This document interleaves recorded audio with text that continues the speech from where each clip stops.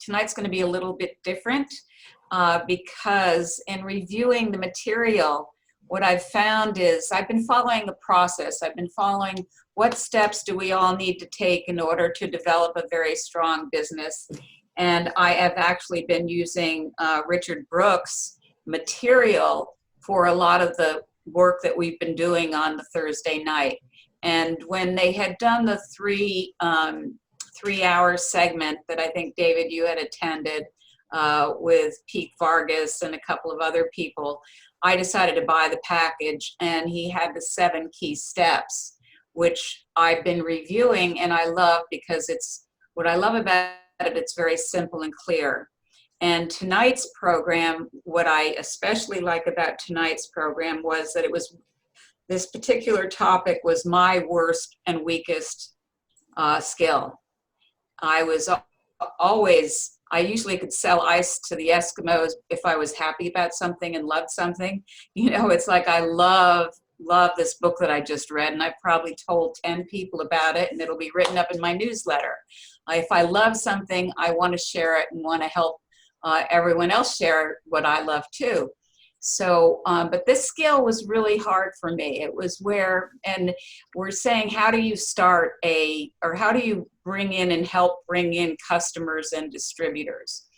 And when you hear it, I thought the best thing to do is to see Richard do it himself, which I can put up and share with you. So you're not going to hear from me on the training on this one because it's my weakest skill, but it's a skill that I have developed, and I developed very strongly when I finally made the decision that I had to double my income out of necessity. And so I really got very good at doing appointments and closing the sale and finding out if a person was interested and wanted my products or wanted my business. And it really came down to asking. And one of the funny things was after I did this beautiful presentation on nutrition, and I packed up all my stuff and I'm ready to walk out the door, and a woman screams, "Aren't you going to ask me what I want?" And I said, "Oh, of course. What would you like?" And that is what we have to really come to if we're not closing and really getting our customers to make the next step. So with that said, I'm going to share my screen. What I want to show you, everybody, is if you look to the right, this is kind of the stuff we've been covering, and especially for Ginny and Sylvia and a number of new people that are on. It's really important that you realize that we talked about finding prospects. We talked about inviting prospects, the gateway skill, and we talked about presenting and following up until this point. So today is, as I mentioned, can you see this, everybody? Yes. Yep, it's up. Okay. Hey everybody, Eric Worre here. Welcome. I want to expand it. Hold on.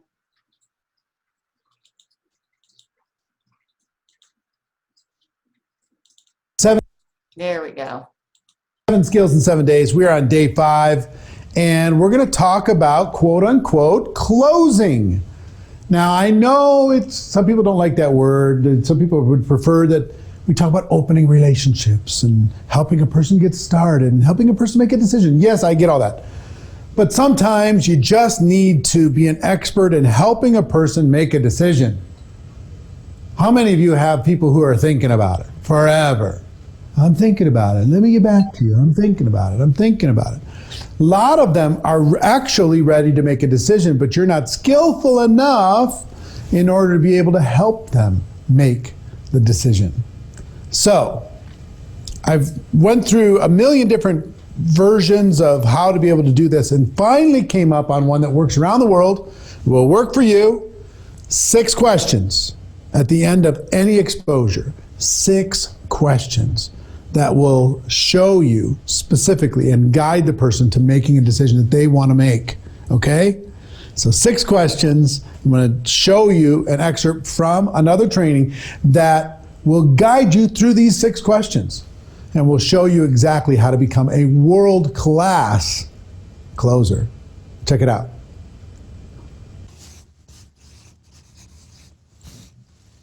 How do we help these people make a decision to say yes?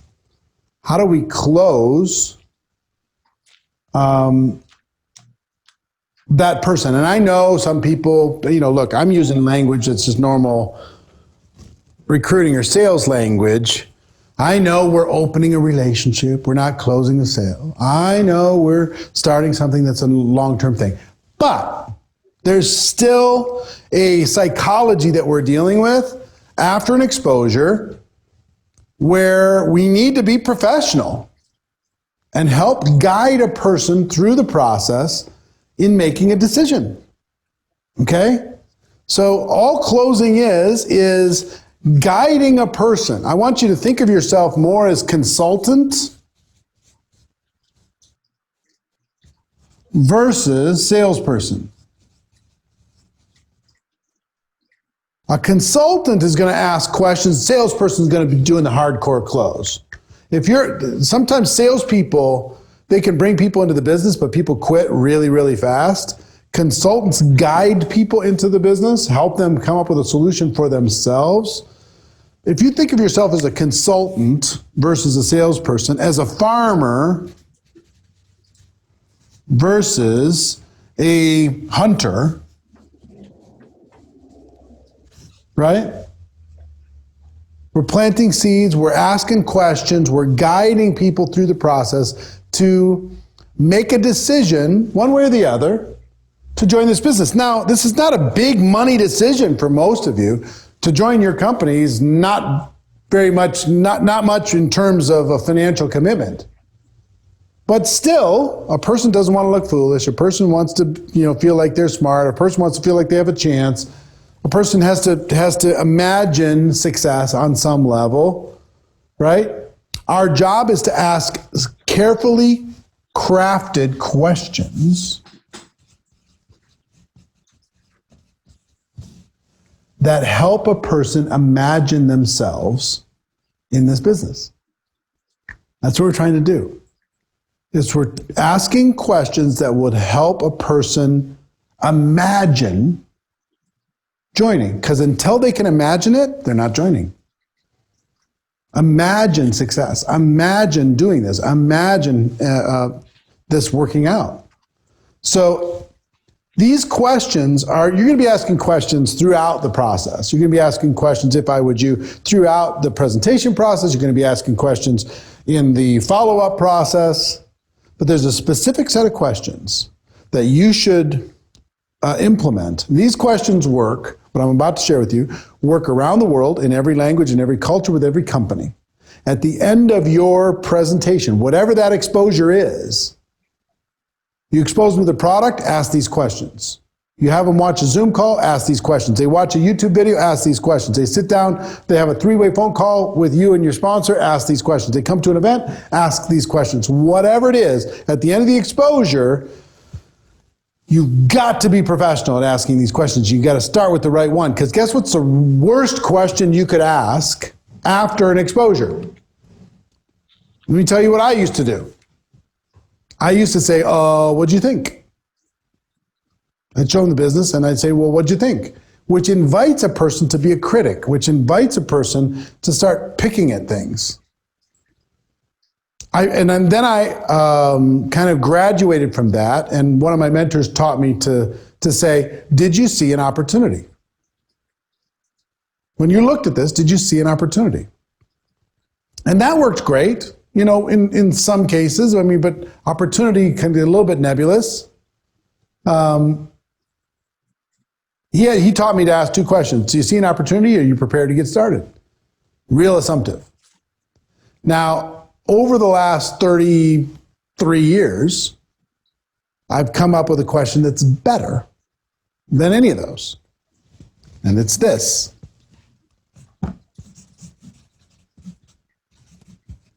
What did you like best? You just tried the product. What did you like best about the product? You just took a look at this Zoom call. What did you like best about what you saw? You attended this event. What did you like best about what you just experienced? You had this conversation with my upline. What did you like best about our conversation? What did you like best? This forces a person to go in their mind and find something good. Then we say, well, I like I like the product. I like the product. I like the product. Fantastic. What'd you like about it? Get a little bit more clarity. What'd you like best about the product? Oh, I like the fact that it's this and this and it creates this result. All right, fantastic.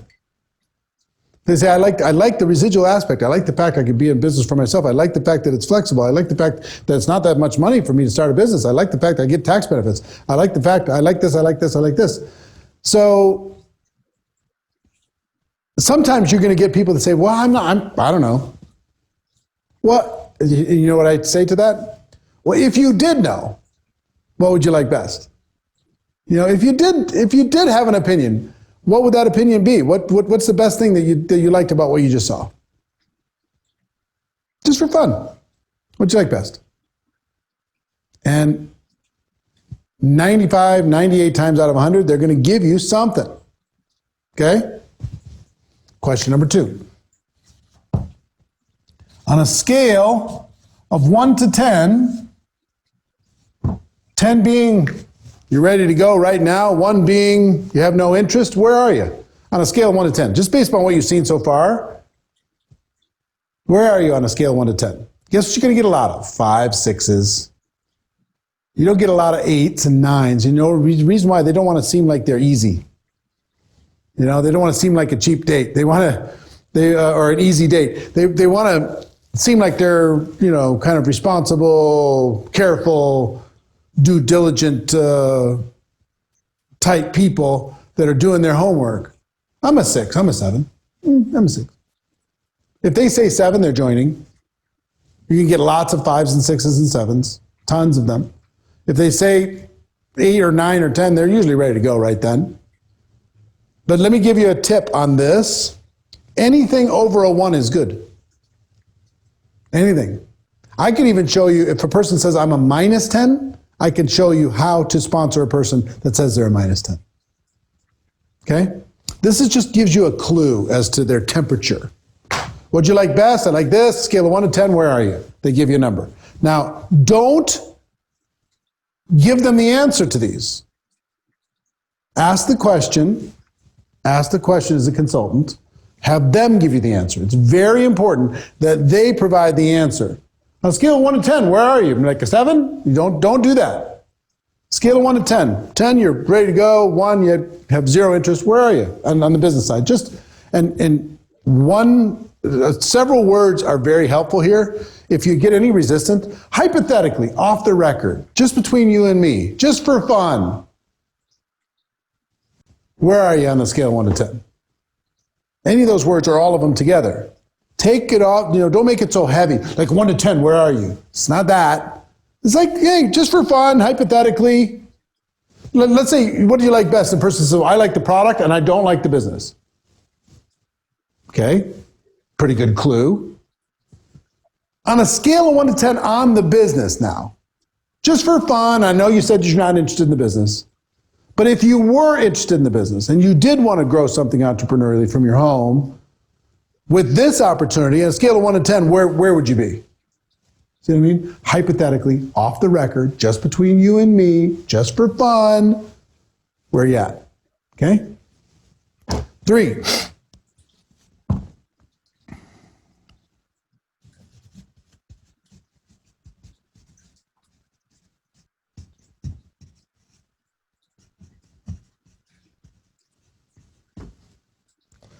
Hypothetically, what'd you like best? I like the product. Scale of 1 to 10, where are you? I'm a 5. Let me ask you another question. Hypothetically, if you were to start building a business with our company, working part-time, approximately how much would you need to earn per month in order to make this worth your time? Those are really important words. Worth your time. Everyone has a number that's worth their time. People say, would you like to start a business? I already have a business. There's a million objections. Would you like to, have an income? I already have an income. If you were to start this business monthly, how much would you need to earn part-time on a monthly basis in order to make this worth your time? Every person you know has a number that would be worth their time. Everyone. What would be worth your time? And you know what you're going to get a lot of? And if you get any resistance, say, this is just for fun. It's just between you and me, just for fun, hypothetically. I know you're probably not interested, but if you were, and you're going to do this part-time, how much would you need to earn per month in order for this to even be worth your time? You're going to get a lot. You know what you're going to get a lot of? $500, $700, $300, $1,000. People just want to pay off their credit cards or whatever. They're dealing with their student loans. They're going to go inside their brain. They're going to come up with a number that would be worth their time. Okay? Let them answer, let them answer, let them answer. Question number 4, hours per week. If you decided to do this, how many hours per week, realistically, how many hours a week could you commit? Let's say a person says, I need to earn $1,000 a month. That would be worth my time. Cool. How many hours a week do you think you could realistically commit to developing $1,000 monthly income? How many hours a week? Part-time, your hours, whatever you want to do, they're flexible. You're going to get a lot of 10 hours, 12 hours, 15 hours. To earn $1,000 real money, some people was to give you 20 hours. So, how many hours a week realistically could you commit? And then question number 5, how many months? How many months? So, what'd you like best? I like the product. A scale of 1 to 10, what are you? I'm a 5. Hypothetically, if you did start building this business part-time, how much would you need to earn per month in order to make this worth your time? $1,000. Cool. How many hours a week, realistically, do you think you could commit to developing $1,000 monthly income? 12 hours a week. Fantastic. How many months would you be willing to work those 12 hours a week while you are developing a $1,000 monthly income? Because it's not going to start there. I mean, you're going to build to it because it's a business. How many months would you be willing to? You're going to get a lot of 3 months, 6 months, 9 months, a year. Okay? And then if I, would you?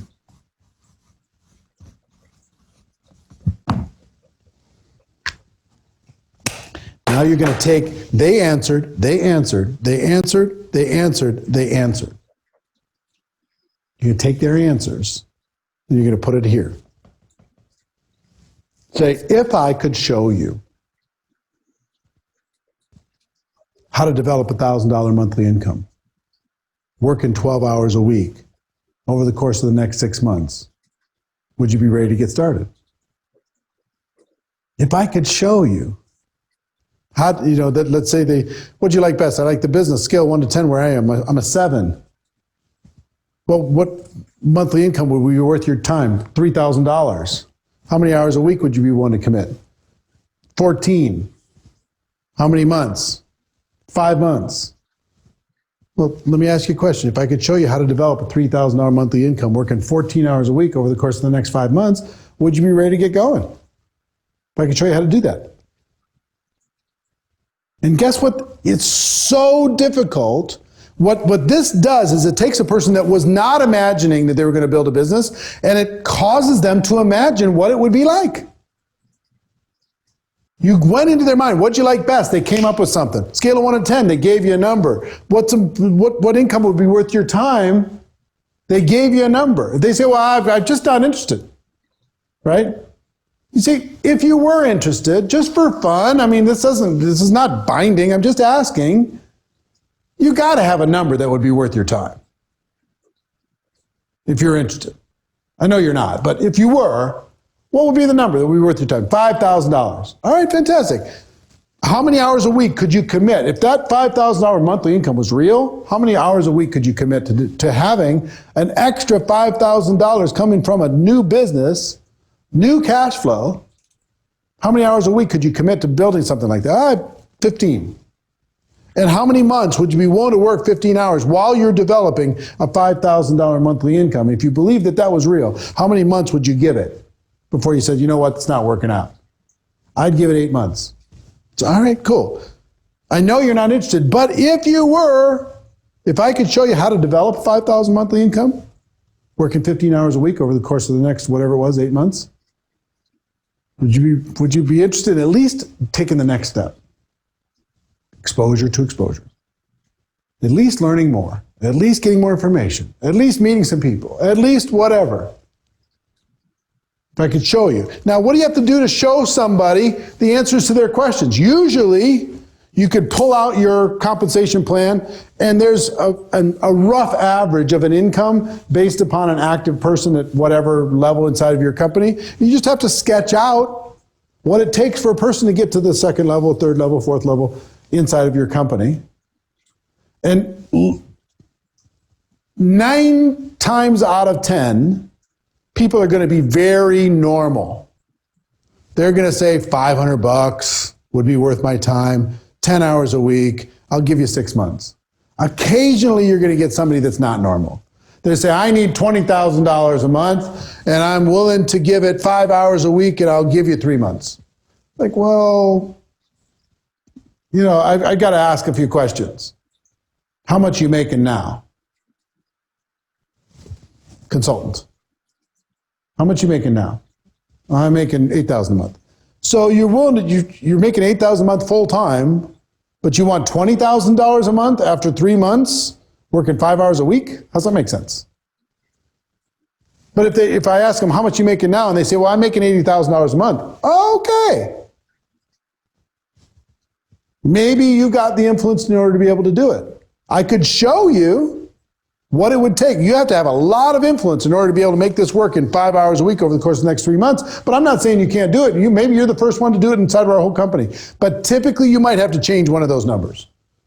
5 hours a week over the course of the next 30 months, or 50 hours a week over the course of the next 3 months, or take one of these numbers and change it up a bit. If somebody is being super unrealistic, you have one of two choices. As a consultant, if somebody is pitching you something that's completely unrealistic, what's your job as a consultant? To be straight with them, right? Say, look, nobody's ever done that inside of our company, but I'm not saying you can't. Who am I to say that you can't do it? I could describe to you what it would take in order to be able to pull it off. So you could either be that unicorn that makes it happen, or you could adjust one of these numbers and still have a successful story. Be strong in your consulting posture versus, pushy salesperson posture. Be a farmer who's planting seeds and cultivating and being a pro versus being a hunter. You're not there trying to get somebody, you're trying to help somebody. These questions, what they do is they trigger the imagination. And the imagination is what causes a person to start seeing themselves potentially in this role. That's what we're doing, exposure to exposure. After every exposure, you should be doing this. You haven't tried the product, what'd you like best about the product? Go through the process. You sit down for coffee, what'd you like best about what I just shared with you? They come on a Zoom call, what'd you like best about the Zoom call? They meet your upline, what'd you like best about our conversation with the upline? And then go through this process. Every time. You follow through here, it's so difficult for a person to say no to this if I would you, because literally everything you're offering is exactly what they said they wanted. And all you got to do is pull out your company and your compensation plan and show them how they could get it inside of your opportunity. It's really basic. It's really simple, but it's vitally important. So it is simple. I will just tell you this basic, simple process. If you follow them the way I describe it, you can use your own language. You can use a little bit of, kind of liberty with your language so it sounds like you. But if you follow this, you're going to do really, really well. And what sometimes is helpful in learning this is seeing some examples. So from a recent event, I want to show you a few examples when I'm role-playing with people in the audience as to how this works in real life. So check that out. What's your name, sir?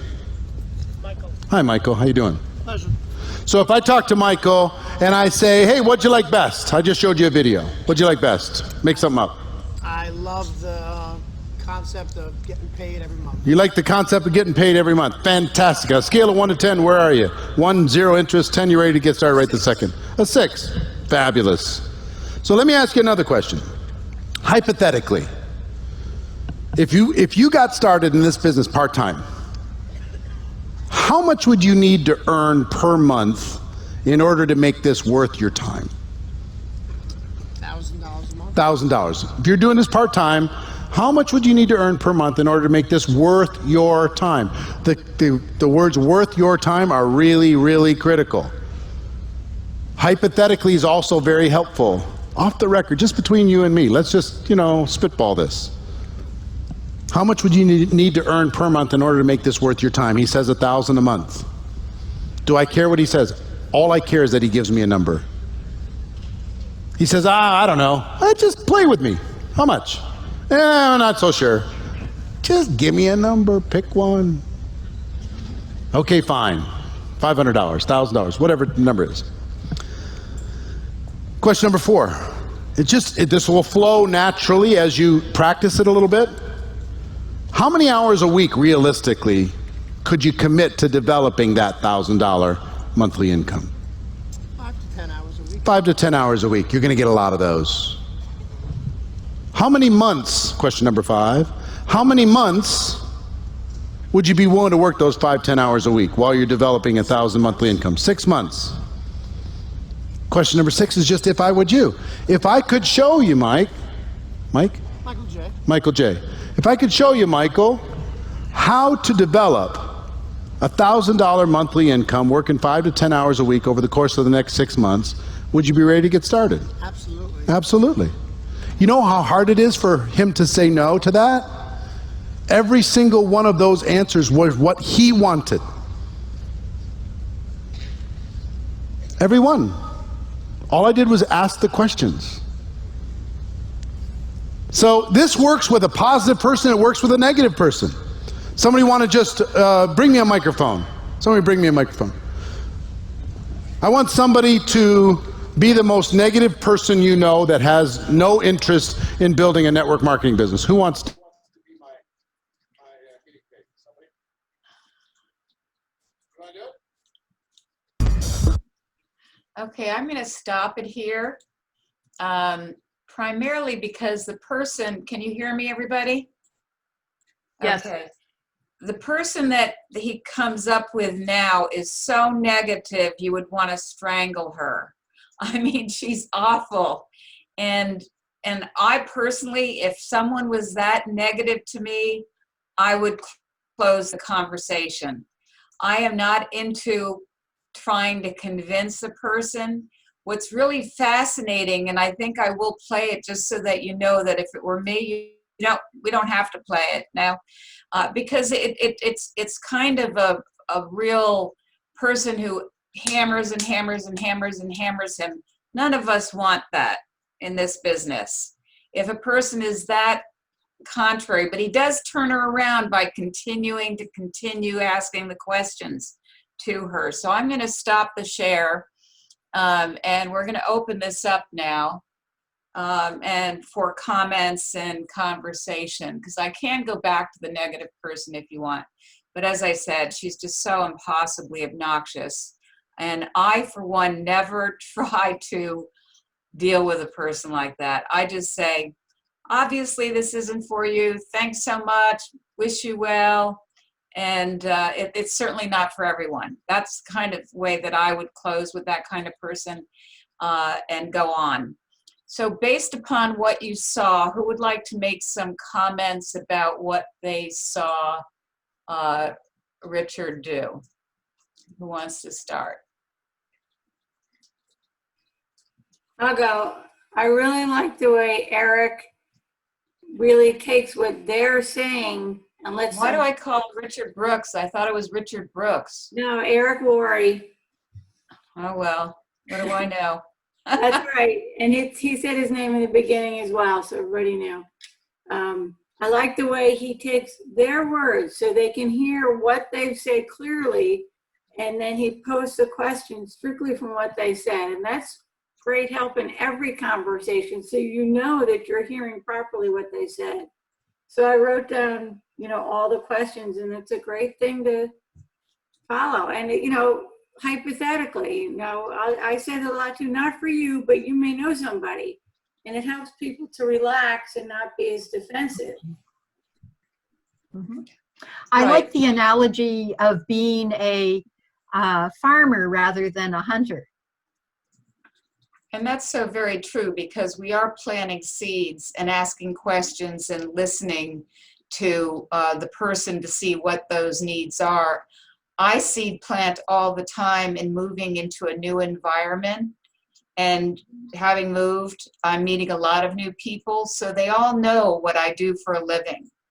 Once we start, I ask them questions and they ask me questions. Like I asked Sylvia, well, Sylvia, what have you, what kind of profession have you been in your past? Well, then they'll ask me, what do you do? And that gives me an opening to say, well, I was a yoga teacher, and actually I've been involved in health and nutrition and protecting the environment for a number of years, and see if it goes any more forward than that. But everyone always knows what I'm doing. And so we have a saying, 6 times makes a friend. So you really want to develop that relationship before you get to that fact that you're going to start asking them those questions as well. Okay.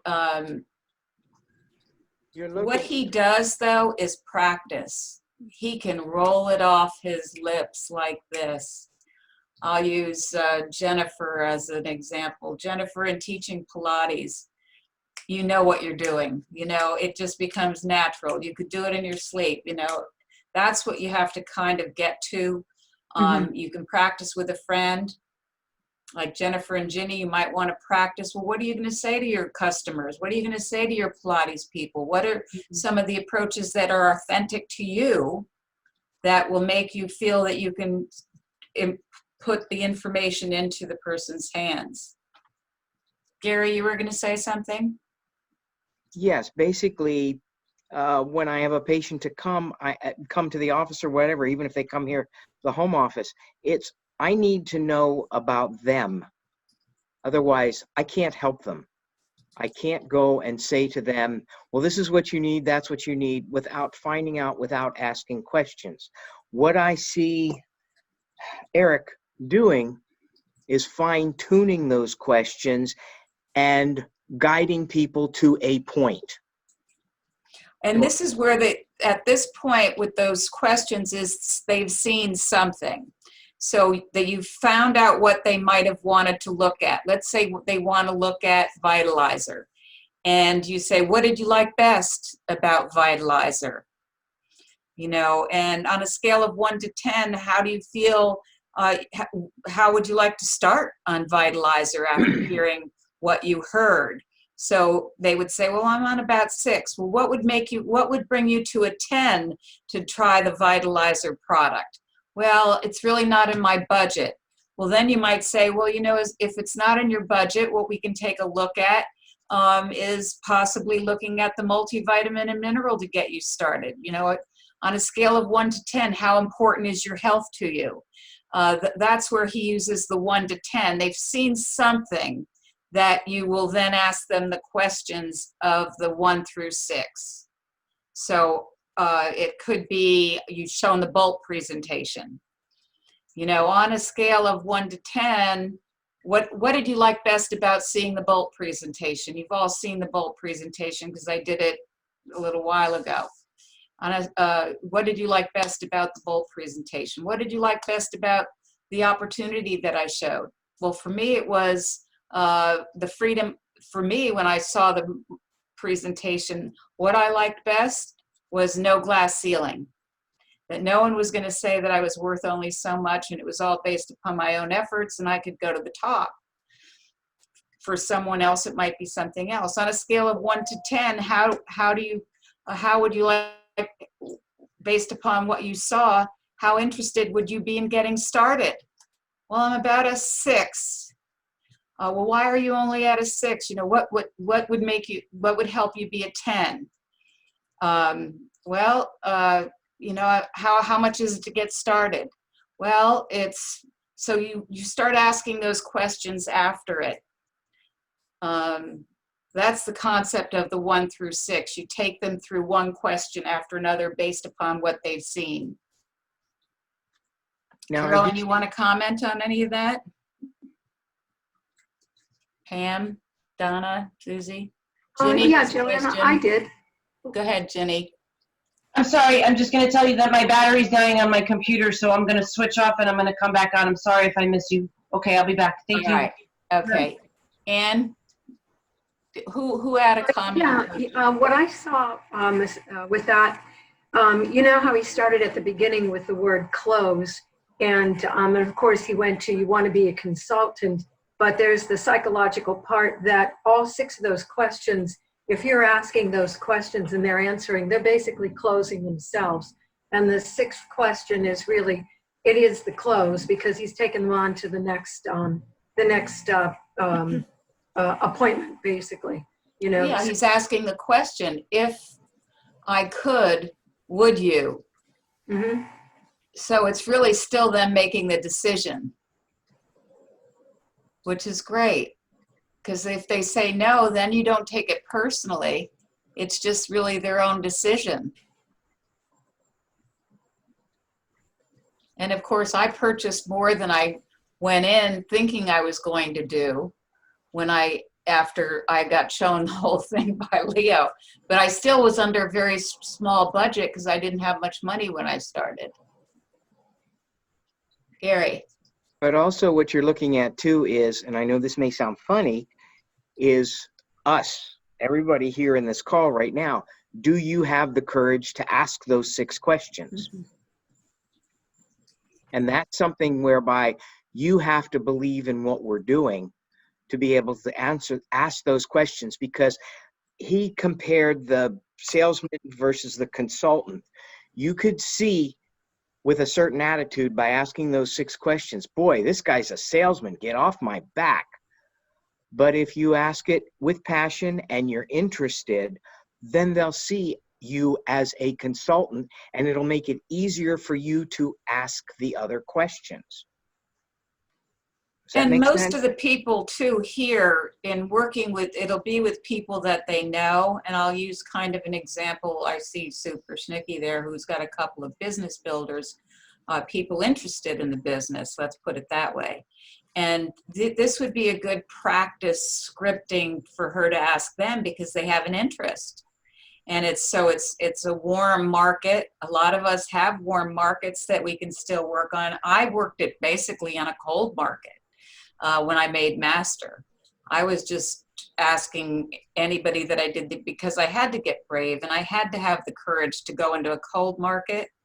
You do, you know, then you have to say, well, I don't know this person very well, so how am I going to, you know, really ask these questions? But you're professional. You're a professional person that is showing either products or an opportunity. So it's really incumbent upon you to ask questions. And those are really good questions to ask. And to kind of dovetail a little bit with what Gary was just saying, I like the idea of the 6 questions being 6 questions that I can have in my mind and make my own, but I'm not sitting there wondering, okay, what should I ask next instead of not listening to what their answer is. Good point.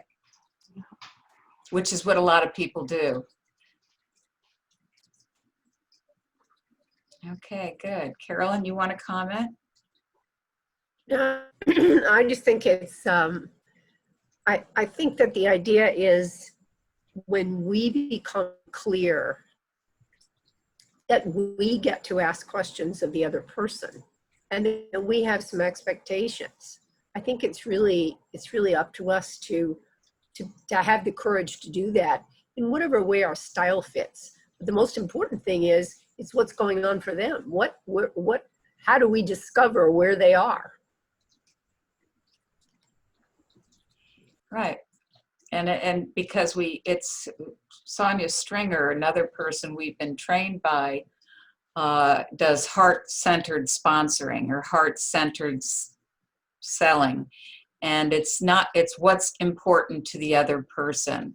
That's why I think so often nurses, teachers do very well in this business, because they're really looking at it in a way to help a person feel better, or how can they guide a person. A teacher wants to guide a student properly, so they'll have steps. A nurse or a doctor wants to help a person heal or get the results that they're looking for, so they're more apt to ask questions than others that are professional salespeople. Professional salespeople really never do that well in this business. Yes, Gary, I think your point about getting past the fear and having courage to ask people questions, for those that are afraid to ask. It's nice to know the questions that you're going to ask so that you're not all in your head, but then you have to be a little bit more bold if you happen to be an introvert, let's say, like Lauren. You have to sort of say, okay, I love Goethe's boldness has genius power in it. And when I heard that, that's when I made my run for master. And I said, okay, fear aside, just don't think about it, just do the appointments. And it worked. And we have a saying, you can't say the wrong thing to the right person, and you can't say the right thing to the wrong person. If they're not open to wanting to hear it, they're not going to hear it, no matter how you alter your words or your conversation. Okay, anyone else? Well, Gary, you're on mute. Joanne?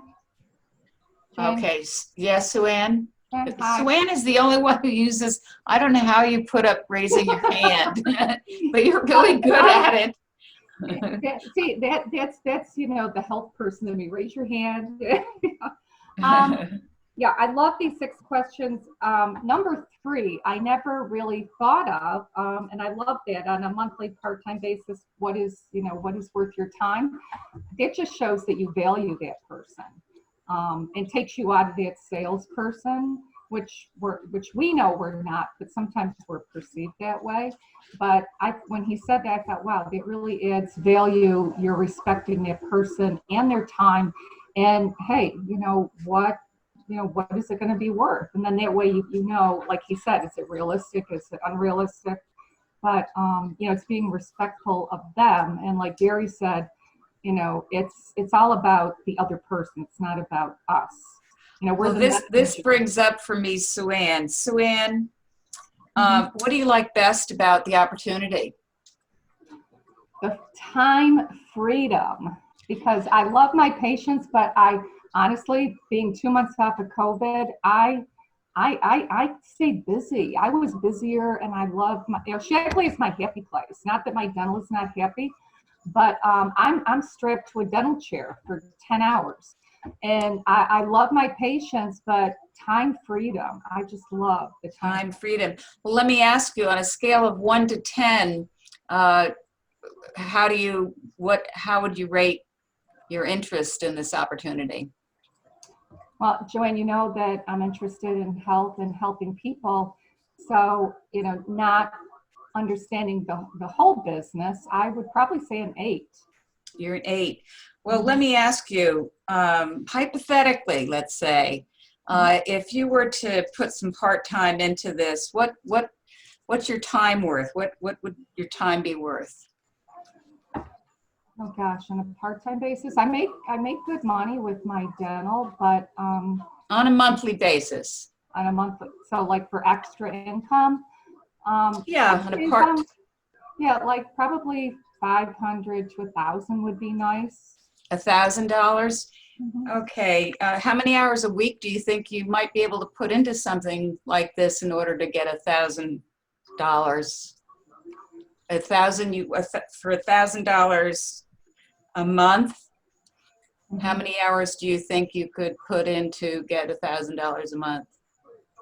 I could probably do like 10 to 15 hours because 10 to at night 15 I put hours. time You into know, it. how Yeah. many months do you think you'd be willing to put into this in order to work with me on getting that $1,000 a month on the 15 hours, 10 to 15 hours a week? Probably realistically, because I know that I have to talk to people, probably I would say 4 to 6 months would be good. 4 to 6 months. So if I could show you how we could do that together, would you be willing to get started with me right now? Sure. Okay, well, let's get our calendar out and we can work together on the best times for us to connect so I can help you get started. Okay, and you'll be my mentor if I have Yeah. questions. Oh, yeah, I'll be right there with you the whole way. Okay. Well, thank you. All righty. So that's the kind of thing when you get a person, you know, if That's you can great, have Joanne. That was great. What? That was great, Joanne. Well, she was easy, of course, you know, I'll pick an easy Oh, one. yeah, I didn't have too much pushback on that one. Now, But- when they showed me the products, I was a little tougher. I wanted to see the science, but I was interested, as Donna Titus knows. But I'm sure we all have a person that we could go to right away and practice those 6 questions.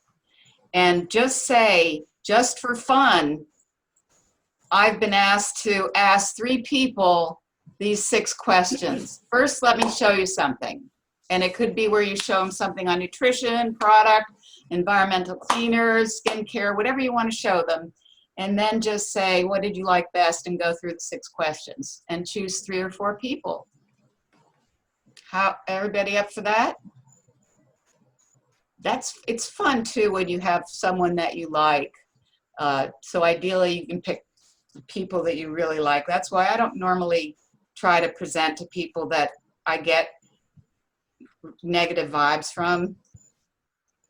You know, I really have to find people that are a little bit more open to me in a flow of energy conversation.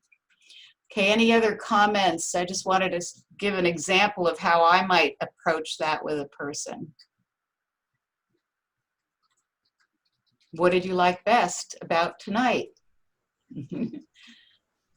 Joanne, I think one of the real values of what you've just shown is not just how we would work with someone that we don't really know or is just kind of coming along, but the discipline of actually working with someone like Sue-Ann, who already does have a level of commitment, but what you've been able to find out is some more specifics.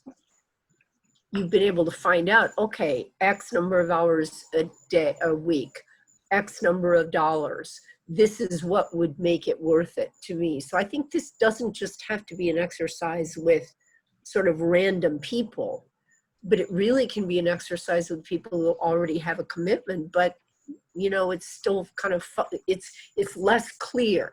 I don't want to say it's fuzzy, but it's less clear what it's going to take and what the next steps are. I think that's really what's brilliant about this. And thanks, Right, because Sue-Ann. now it's my responsibility to help her get to that $1,000 a month income. So then I go through the steps. Okay, well, we'll work Monday, Wednesday, and Friday. Those are your best times. You said 15 hours a week. We look at our calendars. We block out the time that are going to be specifically devoted to Shackley in order to get that $1,000 a month. And we're going to work diligently at it for the next 6 months. And it's a realistic, easily a realistic amount of money to gain with concentrated, focused time on building her business. And when she starts seeing the success of people coming in, then it all really kind of flies from there. And so we now have a commitment to help Sue-Ann to do that. And, you know, I mean, that should be not too difficult, but it does take focus and attention to doing the right activities, which are talking to people, having conversations. It gets back to the first, you know, skill thing. Make your list, make an announcement that, you know, your commitment level to being your own best customer, You have to make sure that they do all those following steps, which we've all been taught on. So when you follow that process that we've talked about from the beginning of these Thursday nights, you will develop a strong consumer business, and you will find the business leaders that can be your first leaders. And that's what all of you have done that are directors and above. That's just repetition of those kinds of elements. Any questions? Okay. Joanne, I think there's one more piece that I think really makes this valuable, and this sets up a step that is duplicatable, for which there's repetition. So when Sue Ann comes along and starts having a question with someone else who is looking to build, it begins to set up some standards that she can ask to the next person, so she can find out something about what her team is looking to do as they come along. Yeah, these are very usable questions, and I'm thinking of Sue Persnicki, who has some people.